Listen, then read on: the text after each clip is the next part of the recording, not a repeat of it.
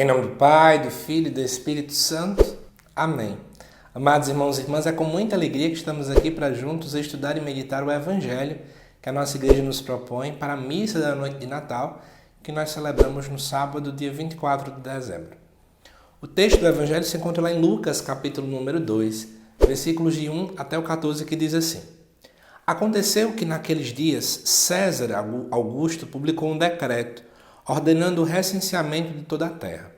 Esse primeiro recenseamento foi feito quando Quirino era governador da Síria. Todos iam registrar-se, cada um na sua cidade natal. Por ser da família e descendência de Davi, José subiu da cidade de Nazaré, na Galileia, até a cidade de Davi, chamada Belém, na Judéia, para registrar-se com Maria, sua esposa, que estava grávida.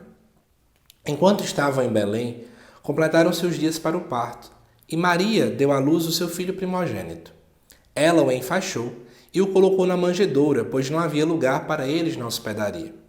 Naquela região, havia pastores que passavam a noite nos campos, tomando conta do seu rebanho.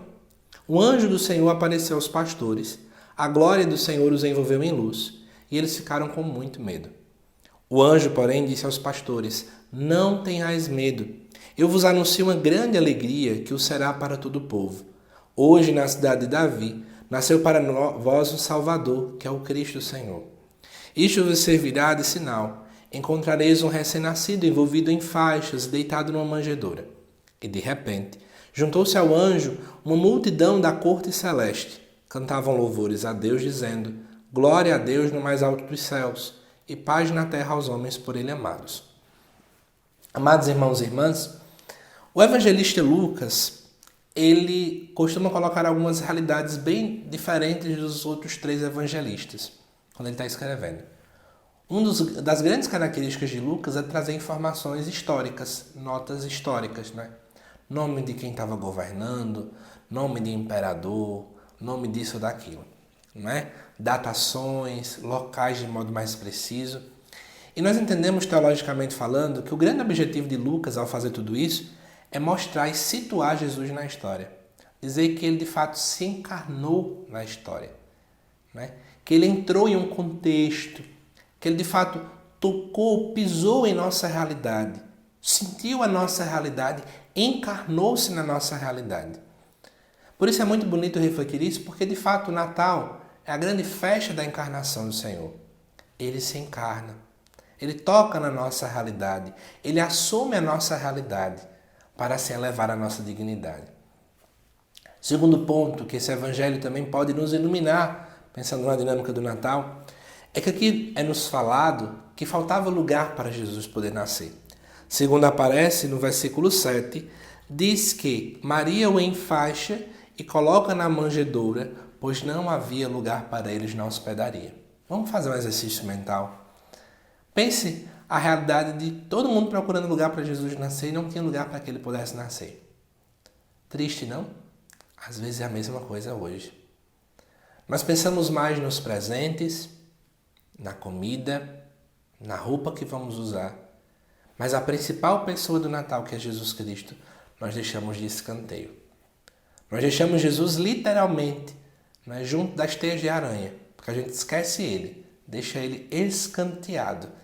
Deixa ele ali no cantinho, porque tem coisas que são mais importantes.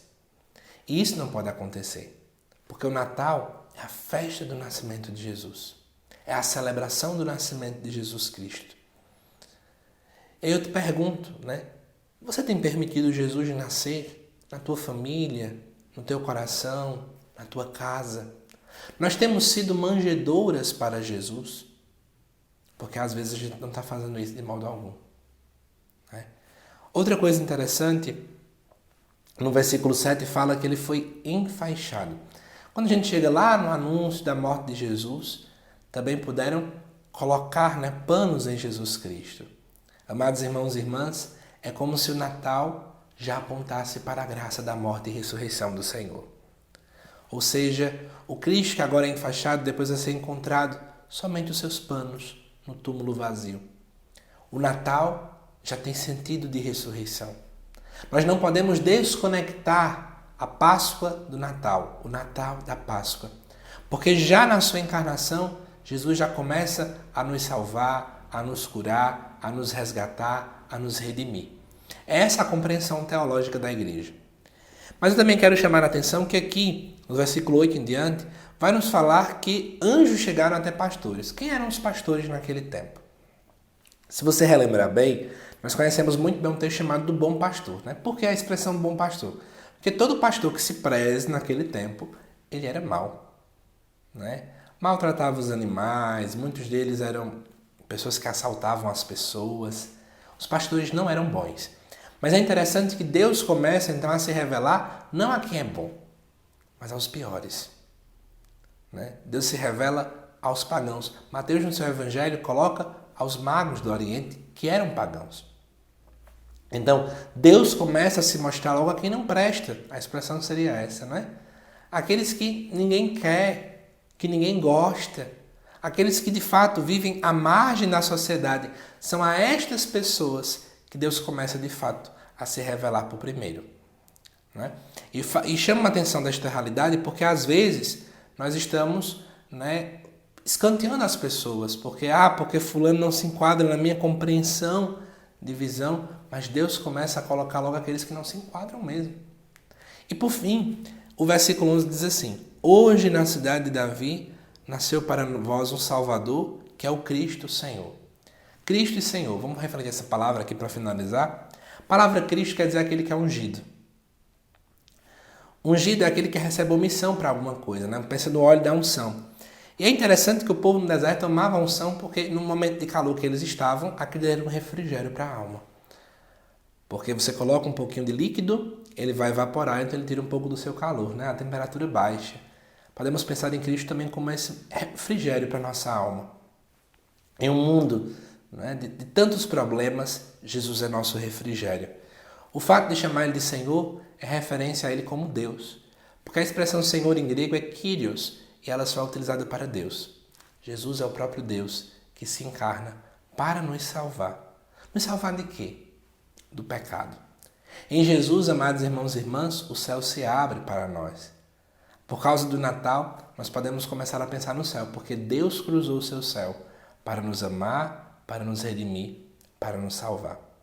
Por isso, desejo para você e para toda a sua família um santo e abençoado Natal. Que você não deixe Jesus de escanteio. Que você não tire a pessoa principal desse momento do centro. É Ele que precisa ser o centro. É Ele que os nossos olhares precisam estar voltados. Que Deus te abençoe, amado irmão, amada irmã. Eu te aguardo nos próximos vídeos aqui do canal. Até mais.